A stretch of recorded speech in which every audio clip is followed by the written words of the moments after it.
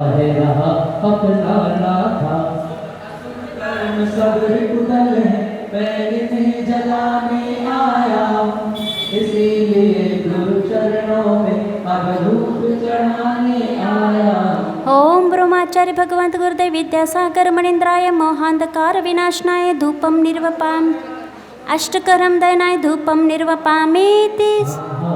भोगों को इतना होगा कि खुद को ही भोग बना डाला साधे और साधन का अंत मैंने आज मिटा डाला में लीन रहूं पूजा का यह पर पाना पाना था जिसके द्वारा मिल बैठा मुझे ठिकाना। ओम ब्रह्माचार्य भगवंत गुरु विद्यासागर मणीन्द्राय मोक्षपद प्राप्तये फलम निर्वपामीति। जबकि मैं भोगों पाकर मैं इस दिन कैसा अलमस्त रहा चारों गतियों की ठोकर को खाने में ही अभ्यस्त रहा या तारस का मेरा पर से क्या नाता ऐसे अगर पद पा जाऊं ये भक्त भावना वाका। ओम ब्रह्माचार्य भगवंत गुरुदेव विद्यासागर मणीन्द्राय नर्घ्य पद प्राप्तये अर्घ्यम निर्वपामीति। वैरागी हो सर्वस्व त्यागी तुझे हम मिलके मनाएंगे वैरागी हो सर्वस्व त्यागी तुझे हम मिलके मनाएंगे भक्ति भाव की गंगा तेरे हो भक्ति भाव की गंगा तेरे चरणों में बहाएंगे वैरागी हो सर्वस्व त्यागी तुझे हम मिलके मनाएंगे भावों की निर्मल सरिता में अवगाह करने आया सबका सारा दुख दर्द हरो या अर्थ बेटने आराधक है योगी सर के महासंत है अरुण का बिना देख सके युग युग तक आगामी बसंत। ओम ब्रह्म परम पूज्याचार्य भगवंत गुरुदेव विद्यासागर मणीन्द्राय जयमाला पूर्णर्घ्यम निर्वपामीति। बुरी परम पूज्य आचार्य भूल चूक सब माप हो हमें निपट जा एक भाव से ही हो सबका कल्याण त्यागी सर्वस्पानी कृपामी परम पूज्य आचार्य भगवत विद्यासागर महान विराज की जय मंचासी परम पूज्य आर्यरत्न माता सामती माता जी परम पूज्य विरक्ति माता जी परम पूज्य उत्सवपति माता जी की जय। माता जी के श्री चरणों में बार वरदावी निवेदित करते हुए प्रार्थना करते हैं अपनी अमृत में पीयूष वाणी से हम सभी को पुकार करें वरदावी माता जी वरदावी माता जी।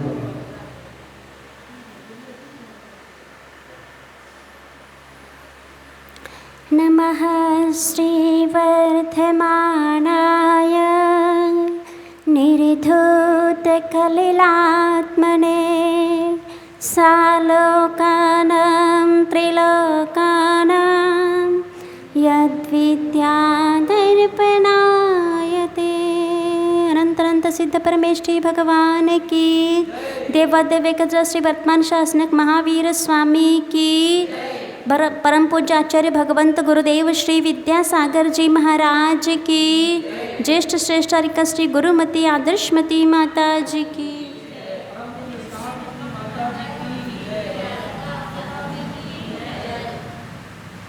प्रभावनांग कल हो गया था और जैसे ही कल प्रभावना अंग हुई पूरी आपके अंग भी पूरे हो गए यानी आपका जो शरीर है बहुत पूरे अंग सहित सुडौल और सुंदर बन गया। सबसे पहले सम्यक दर्शन की प्राप्ति हो गई। फिर सम्यक दर्शन के प्राप्ति के बाद किन किन चीज़ों के ध्यान रखना चाहिए, कौन से अंग हमारे जीवन में उस सम्यक दर्शन के साथ होना चाहिए। जन्म तो हो जाता है लेकिन जन्म के बाद उस बालक का अंग उपांग पूरे पार्ट्स अच्छे से संचालित हो, इसका भी ध्यान माता पिता रखते हैं। रखते कि नहीं रखते? जब तक बालक बड़ा नहीं होता है, जब तक सक्षम नहीं होता है, तब तक वह माता पिता क्या करते हैं? उस बालक का देखरेख करते हैं, खिलाना पिलाना आदि करते हैं। और जैसे ही वह यौवन अवस्था को प्राप्त हो जाता है, पुष्ट बन जाता है उसका शरीर, तब फिर वह इतनी देखरेख की जरूरत नहीं रहती है। वह अंग पूर्ण स्वस्थ और सक्षम हो चुके होते हैं। ऐसे ही सम्यक दर्शन प्राप्त होने के बाद कौन सा सबसे प्रथम सम्यक दर्शन, कौन सा सम्यक दर्शन होता है? अनादि मिथ्या दृष्टि को। हाँ, अनादि मिथ्या दृष्टि को सबसे पहले उपशम सम्यक दर्शन प्राप्त होता है। लेकिन उस उपशम सम्यक दर्शन की स्थिति ज़्यादा नहीं रहती है, उसका काल मात्र अंतर्मुहूर्त रहता है। अंतर्मुहूर्त के बाद वह निश्चित रूप से या तो मिथ्यात्व में आएगा, या फिर ज़्यादा से ज़्यादा 6 अवली तक सासादन में आएगा, या फिर वह यदि उसका मिथ्यात्व सम्यक्त्व नहीं छूटा, यदि सम्यक प्रकृति की उदय आई, तो फिर वह उपशम क्षयोपशम में परिवर्तित हो जाएगा। सम्यक दर्शन तो बना रहेगा, लेकिन क्षयोपशम सम्यक दर्शन कहलाएगा वो। और वो इस क्षयोपशम सम्यक दर्शन में डर रहता है। काहे का डर रहता है? दोषों का। क्योंकि जो सम्यक प्रकृति उदय है वो दोष उत्पन्न कराते हैं। वह दोष उस सम्यक दर्शन में चल मल अगाड़ आदि दोष उत्पन्न कराती है। तो वही है यहाँ मल दोष, है ना। तो ये शंका कांक्षा आदि जो मल दोष होते हैं, वो दोष हमारे जीवन में लगते हैं। तो जब तक वो सम्यक दर्शन क्षायिक में परिवर्तन नहीं होता है, जब तक वह सम्यक प्रकृति का उदय रहता है, तब तक ये दोष लगते रहेंगे। तब तक हमारे अंगों को अच्छे से रखना, उसका अच्छे से संचालन, मतलब उस प्रकार से हमारे अंगों में कहीं किसी प्रकार से कमी तो नहीं आई है, ये देखते रहना चाहिए। देखते हैं कहीं भी जा रहे हो, कहीं भी आना है, करना है, कुछ भी करना है, तो हमारे अंग पूरे होना चाहिए। चलने फिरने के लिए, काम करने के लिए, दिमाग चलाने के लिए, दूसरों की भावना समझने के लिए, हाँ, दूसरों को स्थिर करने के लिए, ये सब अंग हमारे पास हैं। तो हम इस घर में या समाज में एक अच्छे रूप से हम कार्य कर सकते हैं। तो कल कौन सा अंग हो गया था? प्रभावना अंग।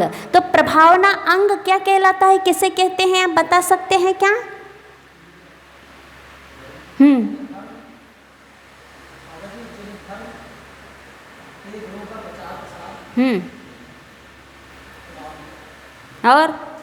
और क्या बताया था?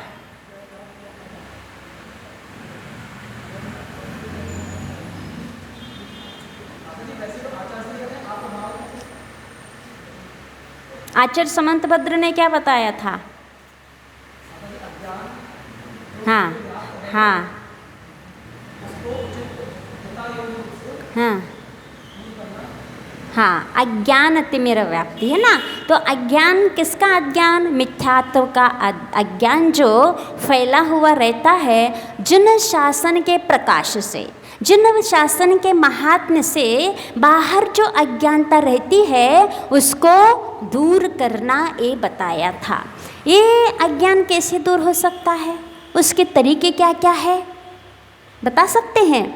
बहुत अच्छे ढंग से कोई प्रोग्राम, नंदीश्वर द्वीप आ गया, नंदीश्वर पर्व आ गया, तो नंदीश्वर भक्ति करना, और क्या करना, अच्छे धूमधाम से ढोल बाजा बजा के खूब नाचना और खूब मस्ती करना। यही प्रभावना अंग की परिभाषा आज बची हुई है। इसी को कहते हैं ना, जैसे ही प्रभावना कहती ही हमारी दृष्टि चली जाती है धूमधाम की ओर, चमक की ओर, दमक की ओर, और इस प्रकार से जहाँ होता है वहाँ बहुत अच्छी प्रभावना हो रही है। लेकिन बंधु, थोड़ा याद रखना, ध्यान रखना, थोड़ा सा याद करना आचार्य भगवंत के जीवन को। उनकी प्रभावना सबसे ज़्यादा विश्व में किसी की प्रभावना है तो किसकी है? आचार्य भगवंत की है। विश्व अकेले भारत में नहीं, विश्व की बात कर रहे हैं। अब आचार्य श्री इंटरनेशनल हो गए हैं, अकेले विश्व में, अकेले भारत के नहीं बचे हैं, वो पूरे विश्व में फैल गई है उनकी प्रभावना। उनका प्रभाव इतना कैसे फैल गया?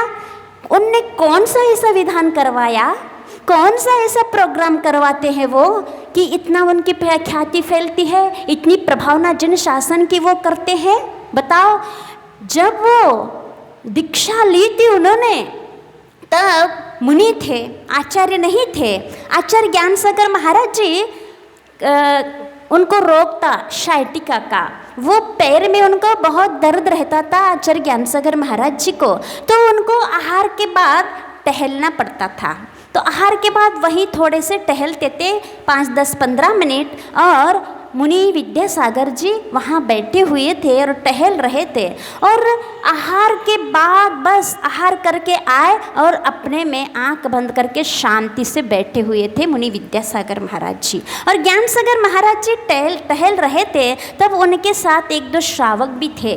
तब आचार्य मुनि विद्यासागर जी को देख करके आचार्य ज्ञान सागर महाराज जी कहते हैं, ये मुनि विद्यासागर आगे इस प्रकार के चर्या से, इस प्रकार के साधना से आगे डंका बजाएगा और खूब प्रभावना करेगा। ये चतुर्थ काल का मुनि है। ये उनके गुरु के मुख से निकला था। क्या देख करके निकला था? प्रवचन करते हुए देख करके निकला था, या इस प्रकार से विधान आदि करते हुए देख के निकला था? साधना, उनकी जो स्वयं की ओर रहने की जो प्रवृत्ति थी, उससे सबसे ज़्यादा प्रभावना होती है। और आचार्य भगवान की आज प्रभावना हो रही है तो उसी से हो रही है। जब आचार्य भगवान राजस्थान से यहाँ आए थे, तब वो कैसे आए थे? 4 पहिया की गाड़ी आई थी। आचार्य श्री थे और संघ में क्षुल्लक 3 थे, है ना? क्षुल्लक समय सागर महाराज जी, योग सागर जी और नियम सागर महाराज जी। तो ये बस आए थे, लेकिन उस संघ की चर्या, अनुशासन, साधना, इसको देख करके सारे विद्वान वर्ग, पंडित वर्ग जो कहते थे कि आज मुनि नहीं होते, वो उनके चरणों में झुक गए थे। और ये है प्रभावना का केंद्र, ये प्रभावना का साधन है, प्रभावना की रास्ता है कि हम अपने आप को कैसे संभालें। उससे भी लोग प्रभावित हो जाते हैं। मतलब हम अपनी चर्या ऐसे रखें कि उस चर्या को, साधना को देख करके लोग प्रभावित हो जाए। ये होती है प्रभावना। आचार्य श्री भी इसी को प्रभावना कहते हैं। और एक आचार्य भी श्रावक से प्रभावित हो सकता है, आप उदाहरण दे सकते हैं क्या? आचार्य भगवान जब राजस्थान से यहाँ आए थे, किससे प्रभावित होकर के यहाँ रहे? ताल बेहट में एक श्रावक की क्रिया देख करके, मतलब एक आचार्य भी प्रभावित हो गए एक श्रावक की क्रिया देख करके। मतलब हम अपनी क्रियाओं से, हम अपनी प्रवृत्ति से बड़े बड़े लोगों को भी प्रभावित कर सकते हैं। बोलने से, प्रवचन से नहीं, व्याख्यान शैली से नहीं, इस प्रकार के चर्या से हम प्रभावना कर सकते हैं। मूल प्रभावना तो यही है। इसलिए आचार्य को ये बुंदेलखंड भा गया था कि यहाँ हमारी चर्या अच्छे से पल सकती है, क्योंकि यहाँ श्रावक के पास विवेक है, यहाँ श्रावक चर्या जानता है, यहाँ श्रावक जो है मुनियों की जो पानी छानने की क्रिया सबसे मुख्य क्रिया कहलाती है, जिससे अहिंसा धर्म मुख्य रूप से पल जाता है। ये मुख्य क्रिया जिसके अंदर है, वो बाकी क्रिया तो अपने आप जानता है, ये अनुमान अपने आप हो जाता है। क्योंकि जब चावल पकता है, आज की बात नहीं कर रही हूँ जो कुकर में पकाते हैं, उसकी बात कर रहे हैं। पहले पकाते थे किसमें? पात्र में पकाते थे, गंजी में पकाते थे। तब वह चावल ढाकते थे, तो चावल कैसा होता था? खदबद हो करके जो ऊपर का जो माड़ था वो पूरा निकल जाता था। माने वह चावल के पास जितनी मादकता रहती थी वो सब चली जाती थी और जो स्वास्थ्यवर्धक चावल वहाँ बन जाता था। वो जब चावल पक जाता है तब उस चावल पका है कि नहीं पका है उसको देखने के लिए कितने चावल देखने की जरूरत रहती है? एक चावल। ऐसे ही आचार्य बुंदेलखंड में आए, मात्र उस विवेकवान व्यक्ति के पानी छानने की क्रिया जो देखी, अनुमान लगाया कि इस बुंदेलखंड में हर क्रियाएं विवेक के साथ हुआ करती होंगी। ये अनुमान उन्होंने लगा के यहाँ बैठ गए। तो यहाँ उनने ऐसा उनकी जम गया उनकी दुकान। जैसे कुल्फी वाला आता है तो कहाँ मेन चौराहा पे खड़ा हो जाता है। ये बुंदेलखंड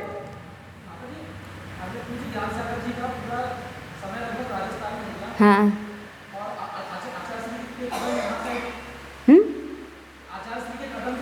आप लोगों के पुण्य से खिंचाए। अंतरंग और बहिरंग कारण, दोनों कारण से कार्य होता है। भगवान जी का विहार भी वही होता है जहाँ भव्य लोगों का पुण्य होता है। आप लोगों का पुण्य था और आचार्य भगवान ने देख लिया कि यहाँ इस प्रकार से है, निमित्त थोड़ा सा मिल जाता है लेकिन काम बहुत बड़े बड़े हो जाते हैं। तो ये पुण्य भी कहना चाहिए कि यहाँ आ गए और यहाँ आने के बाद वो ऐसे ही एक बुंदेलखंड कहो, MP कहो, एक चौराहा है, बीचों बीच है कि नहीं, भारत को बीचों बीच। वहाँ बैठ के वो घंटी डंका बजाते रहते और चारों तरफ के भव्य जीव वहाँ आकर्षित होकर के आ जाते हैं। लेकिन इस प्रभावना के लिए आचार्य जी ना पहले कभी इस प्रकार से प्रभावना की जो आज प्रभावना का अंग समझा जाता है। कि प्रभावना कौन प्रभावक ज़्यादा है? जो सबसे ज़्यादा मीडिया में आए। आज यही परिभाषा बची हुई है कि नहीं है? जो सबसे ज़्यादा मीडिया में आता है वो सबसे ज़्यादा प्रभावक है। ये भी एक साधन है प्रभावना की, मना नहीं कर रहे हैं, लेकिन ये एकांत परिभाषा नहीं बनाना चाहिए कि वो ही ज़्यादा प्रभावक है। क्योंकि आचार्य जी साधना को चर्या क्यों मुख्य देते हैं? हमारी चर्या को देख करके जो चर्या अपनाने का मन करता है, जिसका वो सही प्रभावना है, सही चर्या है, सही धर्म है। ऐसे ही आप लोग भी मंदिर आते हो और प्रभावना आप लोगों के द्वारा क्या क्या हो सकती है, किस ढंग से हो सकती है? प्रभावना उपवास के द्वारा भी होता है, प्रभावना ज्ञान के द्वारा भी होती है, प्रभावना इस प्रकार के विधि विधान करके भी, विधान आदि बड़े बड़े करके वो भी विधान एक प्रभावना हुआ करती है। मान लो आपके पास ऐसी कैपेसिटी, ऐसी शक्ति नहीं है कि हम बड़े बड़े विधान करा सकें। जैसे सिद्ध चक्र विधान है, कल्पध्रुम विधान है, उससे बहुत प्रभावना होती है। ऐसी कैपेसिटी नहीं है, सामर्थ्य नहीं है। क्या आप लोग प्रभावना नहीं कर सकते हो? कर सकते हैं। क्यों नहीं कर सकते हैं? हमारे पास जो कैपेसिटी है, जो शक्ति है, उसको अपनाओ। यदि उपवास करने की शक्ति है, उपवास व्रत के माध्यम से भी प्रभावना हो सकती है।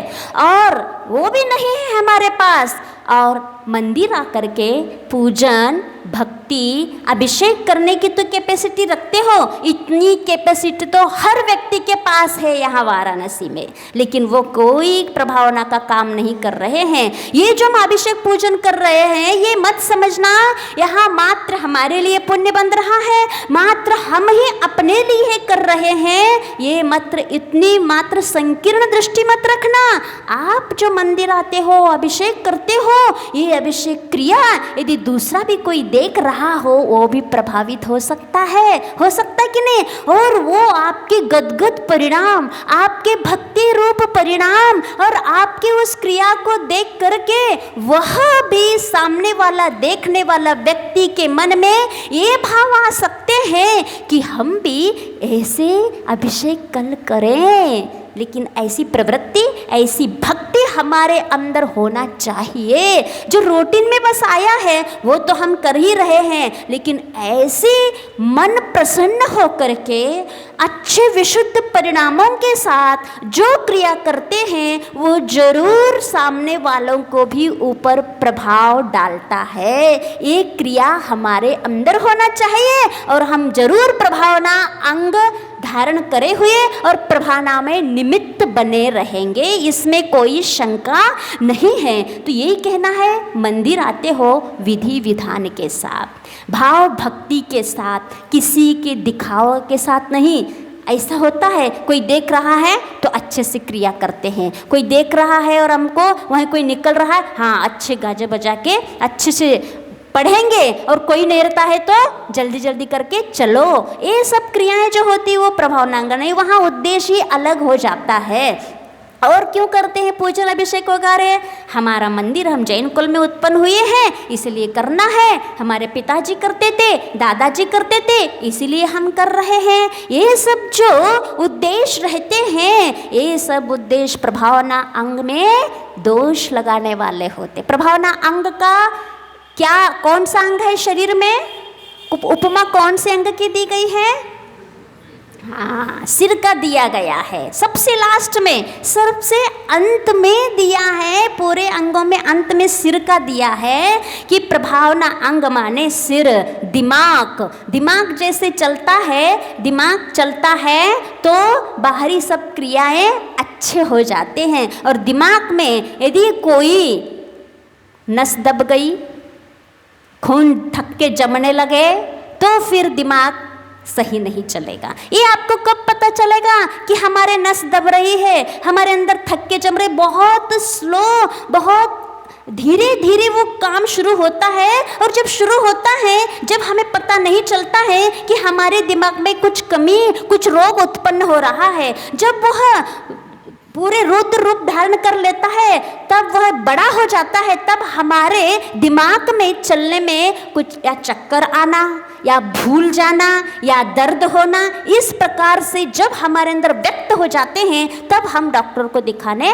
चले जाते हैं। ऐसे ही इस प्रभावना अंग में हम प्रभावना तो खूब कर रहे हैं, जब आते, जब सिद्ध चक्र विधान करवाते हैं, जब साधु संत आते हैं, तब हम खूब गाजे बाजे से धूम मचा करके प्रभावना जैन धर्म की करते हैं। प्रभावना करो, कोई बात नहीं है, लेकिन वहाँ उद्देश्य देख लो कि हमारा उद्देश्य क्या है। दिखावा का तो उद्देश्य तो नहीं है, स्वार्थ का उद्देश्य तो नहीं है, ये उद्देश्य तो नहीं है कि भूप पड़े विधान करवाएंगे और फोटो खिंचवाएंगे और हम बाजू में खड़े हो जाएंगे और सब जगह हमारी मीडिया में, पत्रिकाओं में चला जाएगा। तो ये प्रभावनांग नहीं। यहाँ आपके दिमाग में थक्के जम रहे हैं, आपका नस उस समय दब रहा है। यहाँ आचार्य समंतभद्र स्वामी क्या कह रहे हैं? जो अंधकार फैला हुआ है उसका दूर करना और जिन शासन के प्रकाश से दूर करना है। ये हमारा प्रकाश नहीं है, हमारा अंदर से, हमारे तरफ से कुछ भी नहीं रहता है।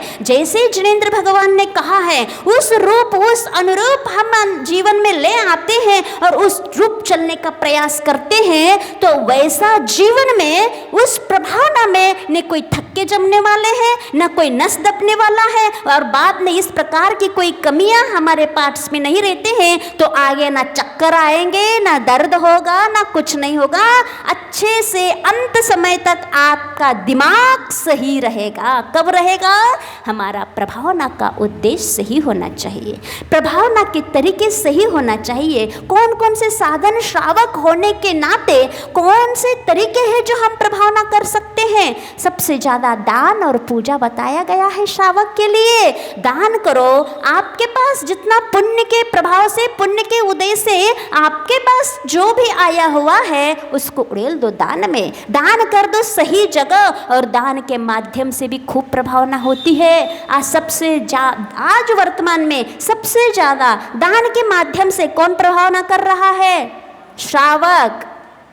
मार्बल है ना, आप लोगों के सबको पता है, वो दान के माध्यम से मात्र, उनको कोई भी प्रकार के मान सम्मान नहीं। और जहाँ दान आता है तो व्यक्ति के नीचे रहता है, मान कषाय रहता है, तो थोड़ा सा मान सम्मान की चाह भी रहती है। हमने दिया है भैया पैसा, थोड़ा सा एक छोटी सी अक्षरों से तो ये लिखा जाए कहीं, या थोड़ी पेपर में छपा जाए, हाँ, या फिर नहीं छप भी रहा है, पार्टी भी नहीं बना रही है, तो कम से कम माइक में तो बोल दे हम इतना सारा दान दे दिए। मन में आता कि नहीं आता? ये आपके नस दब रहे हैं प्रभावना अंग की, समझ रहे हो?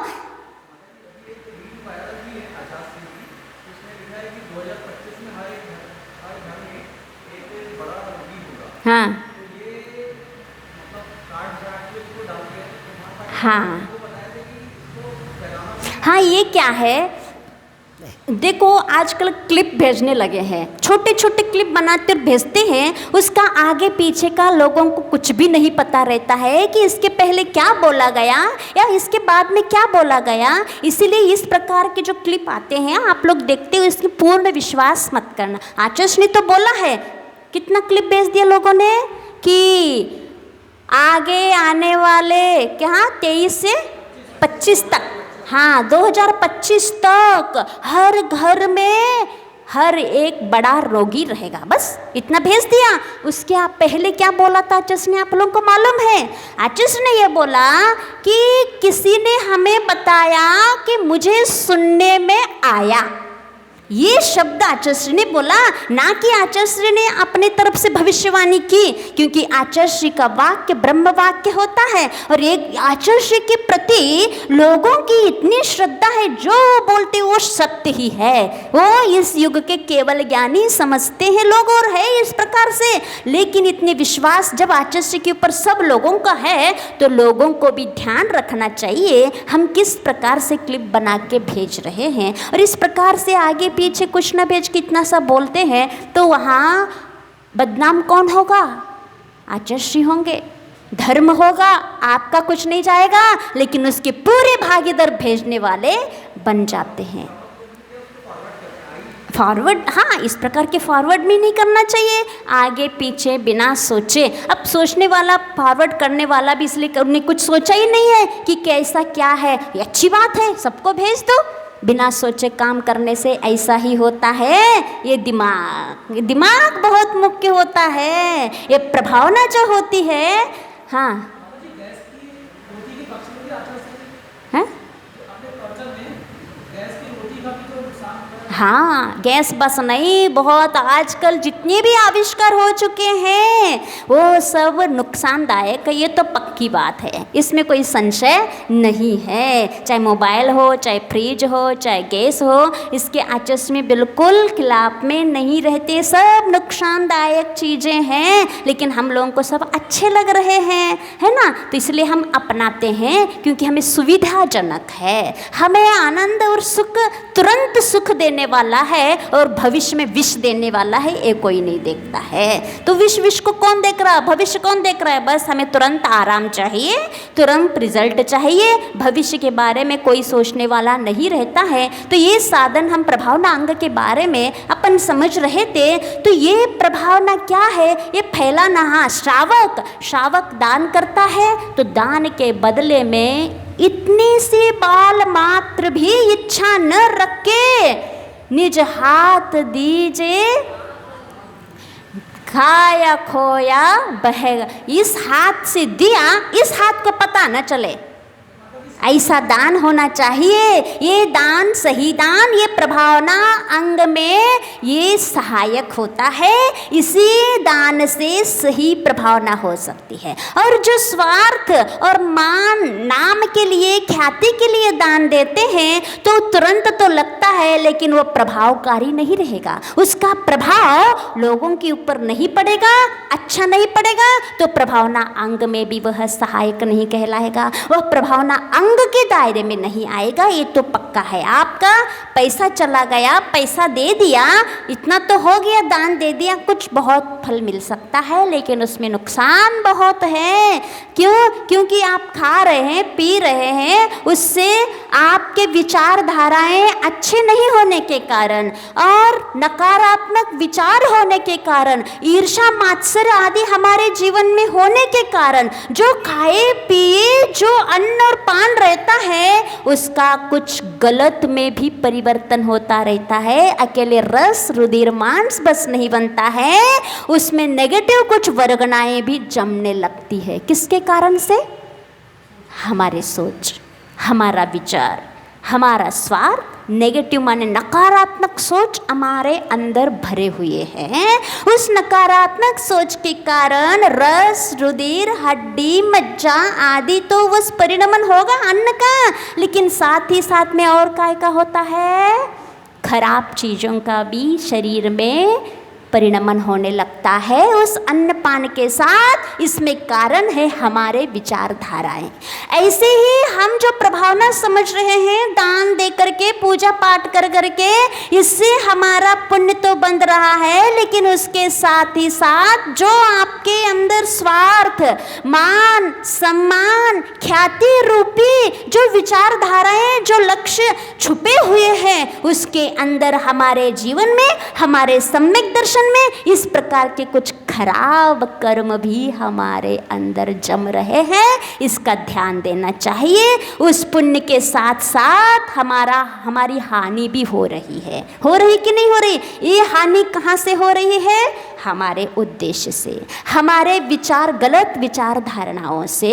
बाहर तो प्रभाव ना हो गई, उस आपने जो किया बाहर वालों के ऊपर प्रभाव ना पड़ा, उसका कल्याण हो गया, लेकिन आपका क्या हो रहा है? आप अपना भी तो देख लो। किस उद्देश्य, यदि खराब उद्देश्य, गलत उद्देश्य से आप कर्म क्रियाएं कर रहे हो, आप लॉस में हो और आपके निमित्त से दूसरा प्रभावित होकर के उसका कल्याण हो जाता है। इसलिए कहते हैं यदि यहाँ मोक्ष मार्ग में आए हो तो पुल बन के भी खड़े हो सकते हो और नाव बन के भी खड़े जा सकते हो। तैरने के लिए दो ही साधन हैं, पुल से भी पार हुआ जाता है नदी को, और नदी से नाव में बैठकर भी पार हुआ जाता है। ये दो तरीके हैं, लेकिन पुल जो होता है, ब्रिज, वो स्वयं वहीं खड़ा रहता है और उसके ऊपर अनेक जो पार होते रहते, लेकिन वो हिलता नहीं है, वहीं खड़ा है।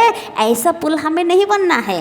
क्या हमारे माध्यम से हम क्रियाएं कर रहे हैं, हम ज्ञान, हमारे पास ज्ञान है, चर्या है, सब कुछ है, लेकिन अंदर हमारा उद्देश्य गलत हो जाता है, तो हमारी प्रवचन से, हमारी साधना आदि देख करके दूसरा तो लाभ ले रहा है, पार हो रहा है, लेकिन हम वहीं खड़े हो रहे हैं।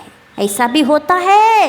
11 अंग का ज्ञान जिसके पास है, जो कठिन कठिन आचरण करता है, कहाँ मुनि बन करके ऐसे कठिन आचरण करता है, लेकिन उसके अंदर से मिथ्यात्व नहीं हटता, तो वह पुल है। उसको देख करके, उसकी वाणी से, उसकी चर्या से दूसरा समझ जाता है और तैर जाता है, चला जाता है, लेकिन उसके अंदर से जो धारणा रहती है, गलत धारणा, स्वरूप को न समझते हुए वो सब कर रहा है, तो वही कभी तैर नहीं सकता। तैरा तो देता है, लेकिन बनना क्या है? स्वयं तरो और दूसरों को पिराओ, ये होना चाहिए। इसलिए भले ही छोटे छोटे काम करो, लेकिन स्वच्छ निर्मल मन से करो। जैसी विधि बताई है उस विधि से करो, तो आपका वह छोटा काम भी दूसरों के लिए प्रभावित होकर के दूर तक आपका काल में भी और क्षेत्र की अपेक्षा से दूर तक फैल सकता है।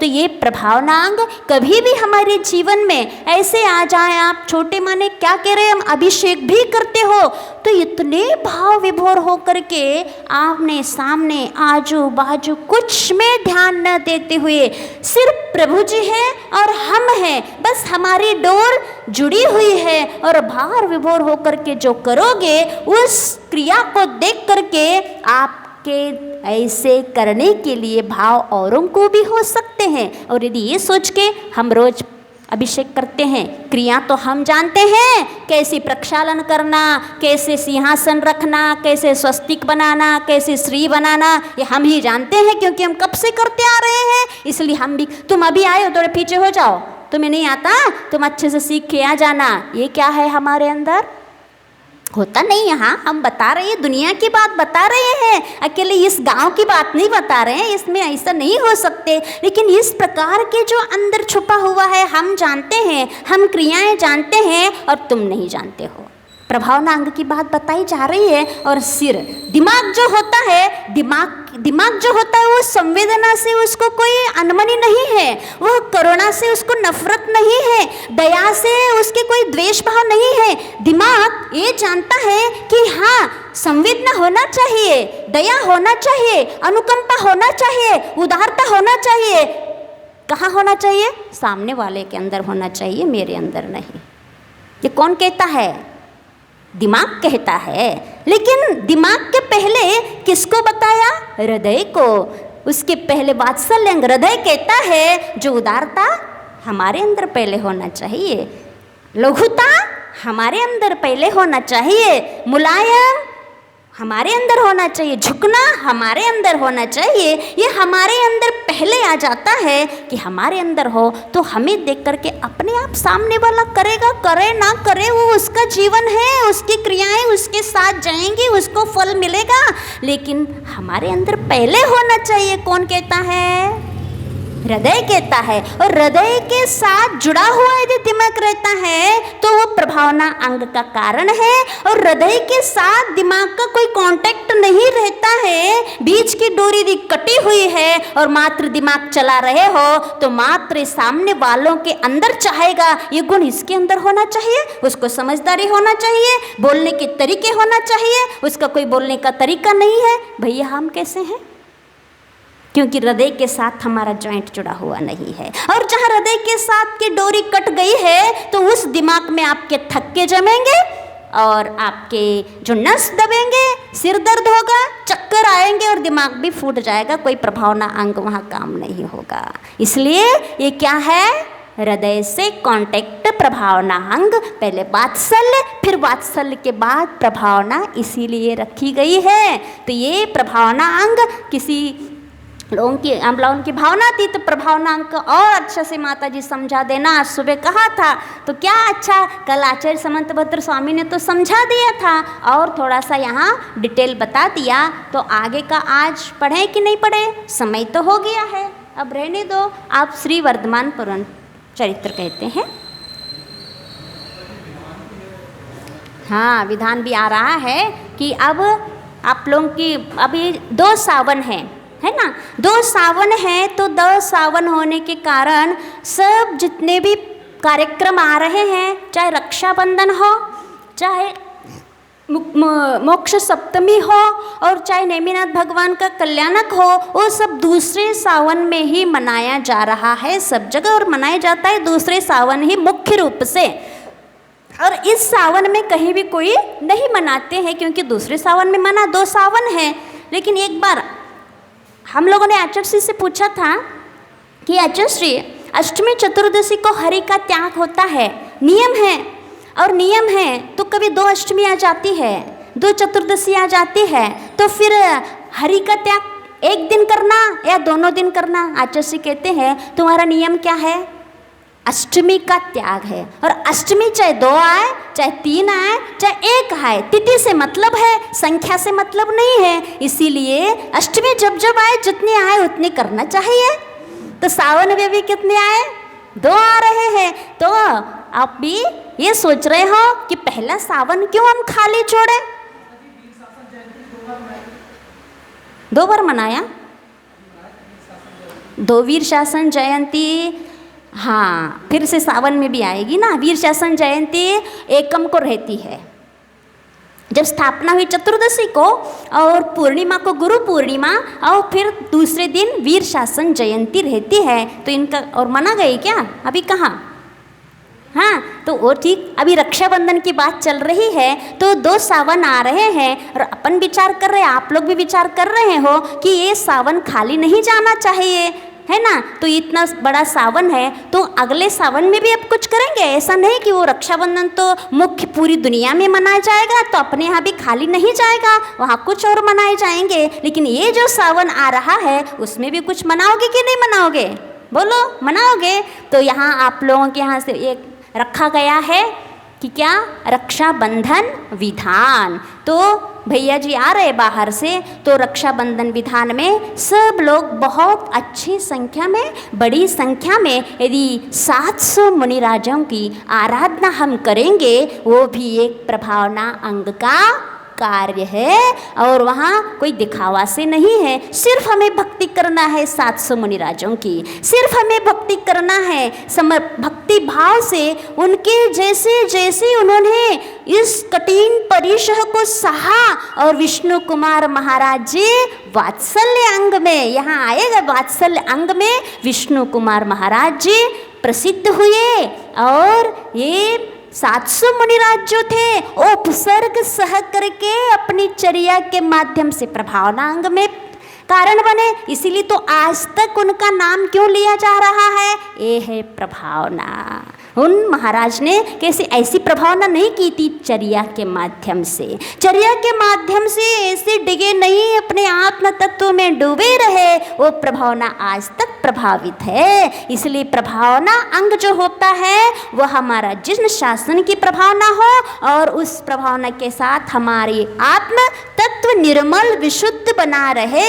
और जो प्रभावना होती है वो महावीर भगवान की शासन की प्रभावना है। हमारे घर की कुछ भी प्रभावना, हमारे वचनों की प्रभावना, क्या हम जो बोलते हैं, हम जो विधान रखे हुए हैं वहाँ सब आना चाहिए, क्योंकि ये कमेटी ने किया है और कमेटी ये कहे कि हमने रखा है तो सब लोग आना चाहिए। यदि नहीं आए तो अपना क्या हो जाएगा, सब रखा खराब हो जाएगा, इंसल्ट खराब हो जाएगा, और आ गए तो हमारा नाम अच्छा हो जाएगा। ऐसा नहीं, ये किसकी है, शासन किसका है, धर्म किसका है, ये विधान वगैरह किसके हैं, ये इस प्रकार के धर्म जो है वो महावीर भगवान के द्वारा बनाया हुआ प्रवाहित होकर आज तक आया है। जितने भी यहाँ लोग आएंगे भक्ति करेंगे वो सब जिन शासन में सम्मिलित होकर के प्रभावना अंग के कारण बनेंगे, और जितनी प्रभावना होगी तो भगवान महावीर की होगी, उनका धर्म का होगा,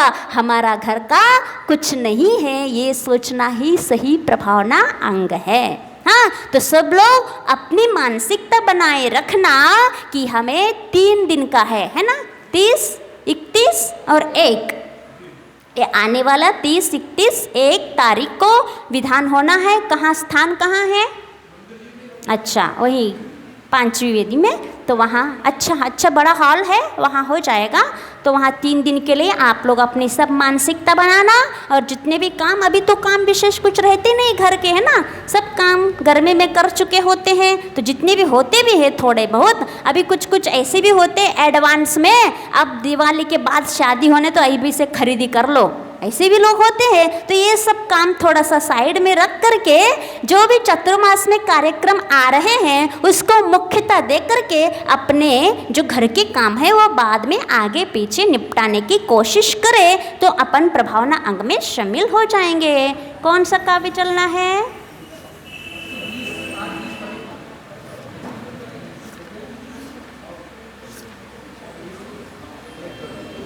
20वां कल नहीं हुआ था, 20 हो गए थे ना, हाँ कल नहीं पढ़ा था। श्री वर्धमान जिन देव पदारविंद दुग्मं स्थितांगुलनखांशु समूह भासी प्रोत्थितखिल सुरेंद्र किरीट कोटि भक्त्या प्रणम्य जिन देव पदम स्तवीमि। 20वें नंबर का भगवान महावीर के जो 5 नाम आए थे उनमें एक वर्धमान नाम भी आता है।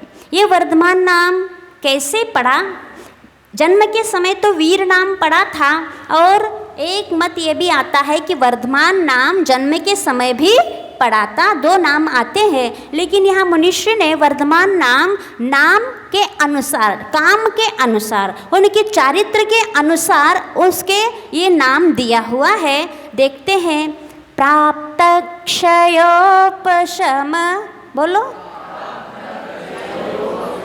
प्राप्त क्षयोपशम मात्र कषाय तूर्यो,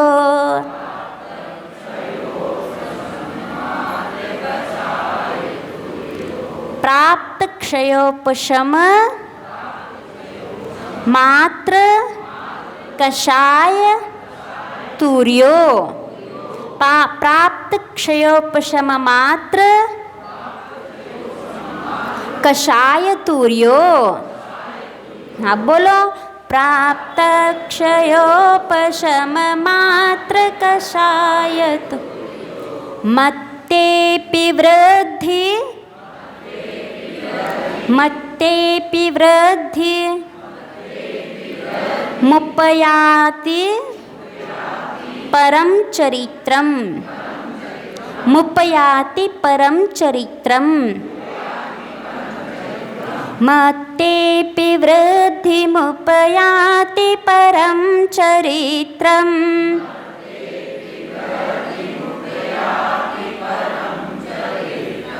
त्वं वर्धमान इति नाम भुवि प्रपन्नो। त्वं वर्धमान इति नाम भुवि प्रपन्नो। त्वं वर्धमान इति नाम भुवि प्रपन्नो।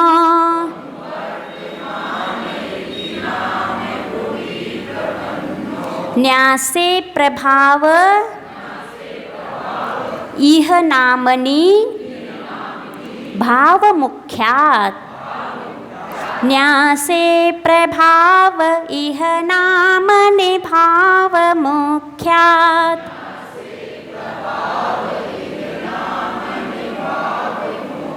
हाँ बोलिए।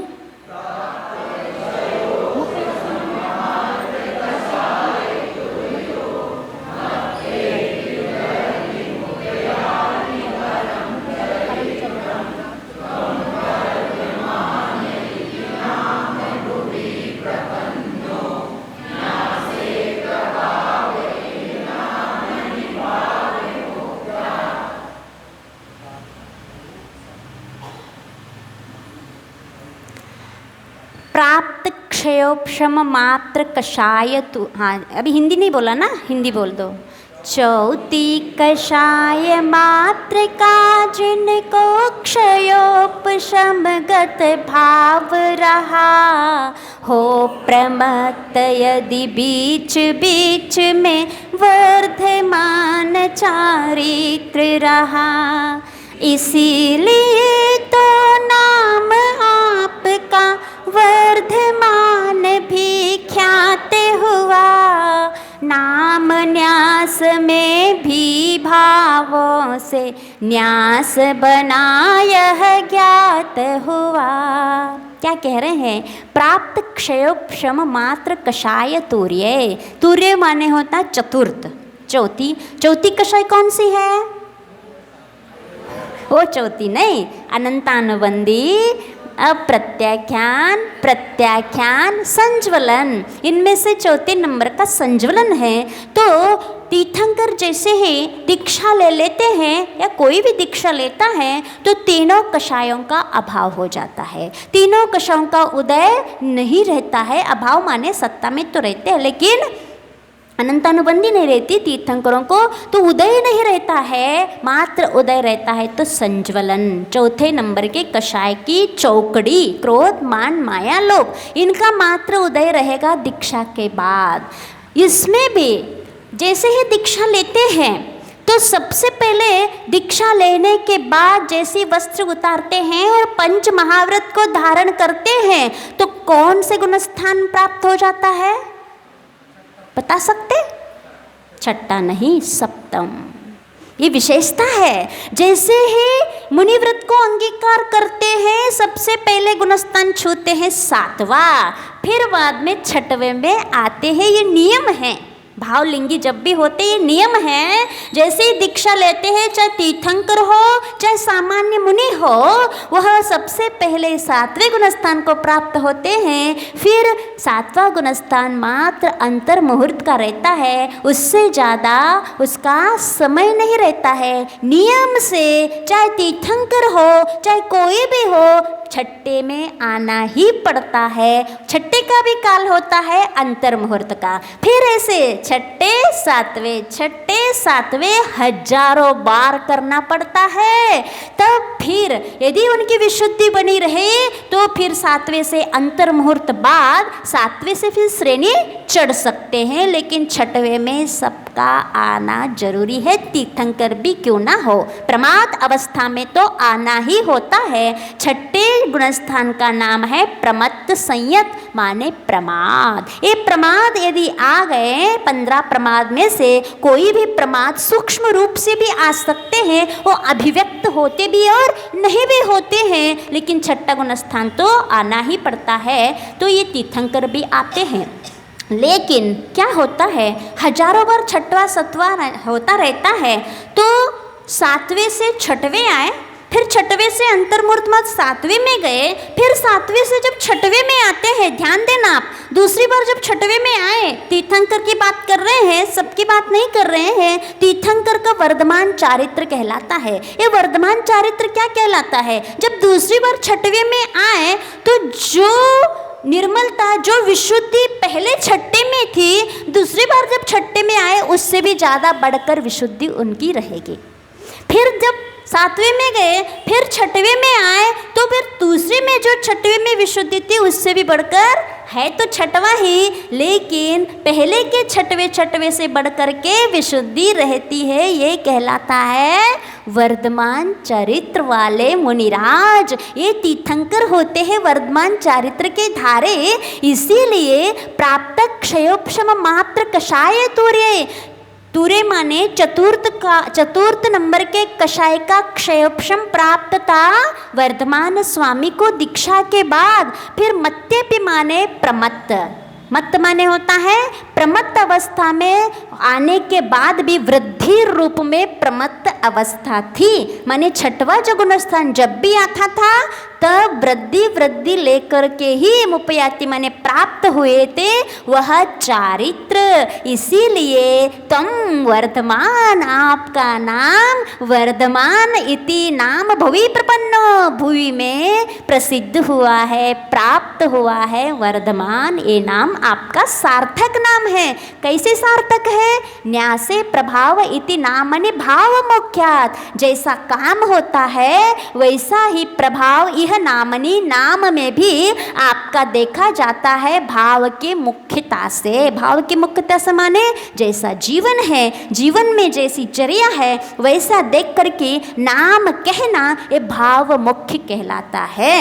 ये न्यास माने एक स्थापना भी होती है, न्यास भाव, न्यास भी भाव निक्षेप भी होता है। ये भाव निक्षेप माने जो जिस रूप में वर्तमान में हो वो भाव निक्षेप होता है। और स्थापना निक्षेप क्या कहलाता है? जो है ही नहीं लेकिन हमने उनको मान दिया और मंत्र के द्वारा स्थापना कर दी, उसको स्थापना। लेकिन आप कैसे थे भगवान? भाव मुख्यात, आपके भाव, आपकी विशुद्धि इस प्रकार की थी, वृद्धि होते हुए कभी आप नीचे एक बार भी नहीं गिरे, बस झूलते गए और झूलते फिर उस मोक्ष लक्ष्मी को पकड़ लिया। इसीलिए आपका नाम क्या पड़ा? वर्धमान नाम। ये भाव प्रधान धर्म होता है। क्रियाओं के माध्यम से भाव में वृद्धि होती है, इसीलिए क्रियाओं को संभालते भावों को भी संभालना चाहिए। हमारा क्षयोपशम, हमारा कषाय कितने मंद हुए कि नहीं हुए? वर्षों हो गए धर्म करते करते, वर्ष हुए पूजन पाठ करते करते। जो पिछले साल में जितनी गुस्सा थी, जितना मान कषाय था, उसमें कुछ वृद्धि हुई कि नहीं? कि घम हुआ? क्या हुआ बताओ? कुछ तो होना चाहिए। वृद्धि हुई कि नहीं? नहीं हुई। कम करना है कि वृद्धि करना है? कम करना है, यही तो हम पूछ रहे हैं। तो आपके कषायों में कम आना चाहिए। जो पहले हमारा नेचर था वो अब नहीं रहना चाहिए। क्यों हम इतने धर्म कर रहे हैं, उस धर्म, उस क्रियाओं का प्रभाव हमारे अंदर कुछ तो कुठाराघात हो, तब हमारा करना सार्थक कहलाएगा। हमारे अंदर जो भी करुणा, दया, ये गुण है, हमारे अंदर कुछ वृद्धि हो रही कि नहीं हो रहे? इसकी तो वृद्धि चाहते हो ना। कषायों का काम, जब कषायों का कम होना होता है तब गुणों की वृद्धि अपने आप हो जाती है। तो यही कहना है कि यदि हमारे समाज में, हमारे घर में ऐसे कोई वृद्ध, रुग्ण माने रोगी रहते हैं तो हम, यहाँ विधान हो रहा है मान लो, और यहाँ बहुत अच्छे कार्यक्रम चल रहे हैं, और हमारे घर में कोई बीमार बैठा हुआ है और उसको आवश्यकता है दवाई, सेवा, शुश्रूषा की, और यहाँ बहुत अच्छा ठाट बाट से विधान हो रहा है, बहुत बड़ा प्रोग्राम हो रहा है, बाहर के लोग आ रहे हैं, हमारा मन क्या करेगा? बोलो, सही में ऐसा ही भाव है? नहीं, इतना बड़ा प्रोग्राम कैसे छोड़े, इनका तो बाद में देख लेंगे, 1 घंटा बाद अभी तो चलो मंदिर। भाव होते कि नहीं होते ऐसे? बोलो, होते हैं, ऐसा नहीं होना चाहिए। ये सही धर्म नहीं है। ये जो आ रहे हैं वो क्रियाओं का धर्म है, और जो कर रहे हैं वो करने वाला धर्म है, भाव वाला धर्म है। भाव वाला धर्म ही सही धर्म कहलाता है। इसीलिए जो आपके समाज में कोई वृद्ध है और उसका आगे पीछे कोई देखने वाला नहीं है, ऐसी वृद्धा आपके बाजू में है कि नहीं है? है। अब आप लोग देखो, जाते तो हो, हम मना नहीं कर रहे हैं, लेकिन फॉर्मेलिटी के लिए मत जाना। पूछने के लिए कैसी हो बुआ, अच्छी, हाँ चलो हो गया, दो चार थोड़ा सा बैठ लिया और आ गए। अंतरंग से पूछो आपको क्या आवश्यकता है, आपको कब आवश्यकता है, किस चीज़ की आवश्यकता है। उनको तो रुपये पैसा तो चाहिए नहीं है ना? तो उनको आपकी आत्मीयता की आवश्यकता है, आपकी सेवा की आवश्यकता है, आपके समय की आवश्यकता है। मान लो इस समय वो बीमार है, भले ही आप क्लास में मत आओ, लेकिन उनकी सेवा करना यहाँ आने से 100 गुना फल देगा आपको। आप लोग करते हो, लेकिन फिर भी आप थोड़ा सा प्रोत्साहन इसीलिए कर रहे हैं, ये करना बहुत, ये सेवा जो शुश्रूषा वृद्धों की और रुग्ण लोगों की जो सेवा होती है, आप यदि 100 साल तक पूजन अभिषेक कर रहे हो और एक दिन यदि उनका सेवा करो तो बराबर नंबर मिलेंगे आपको, यदि आत्मीयता से निस्वार्थ होकर के सेवा करोगे। क्योंकि एक जीव जो दुखी है उसको यदि हम सहारा दे रहे हैं, हम उनके सुख में निमित्त बन रहे हैं, उनके सुख में नौकर बन रहे हैं, तो हमें अपना भी मिल रहा है और सामने वालों के भी मिल रहा है। इसलिए कहना है, जब बीमार रहती है, वृद्ध भी है और बीमार भी है, तो आप थोड़ा सा उनको देख लिया करो। आचार्य भगवान श्री विद्यासागर जी महाराज की जय।